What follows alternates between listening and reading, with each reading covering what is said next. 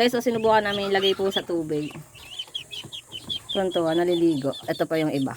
Lagay. Kasama natin ang ating pamangkin. Yan! Tandahan, baka masigiparan. Lagay natin sila. Ayan, ayan. Whee!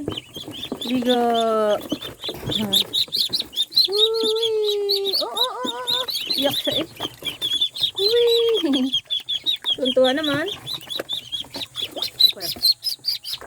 Siyam na bibi po ito. Bigyan ng kaibigan natin. Dahil daw 13 daw po ito, tapos naging 9 na lang kasi kinakain ng pusang gala sa kanila. So dito naman marami rin kaming pusa, pero hindi naman siya kumakain ng mga sisiw so far. Ay, ang cute. Ligo-ligo sila. So ayan, kung sa ating mga manok meron tayong mga bibi. Ducks, ang cute. Ang cute nila pagka kulay dilaw pa lang. Paglaki nila magiging white na eh. Tapos mga habol na din.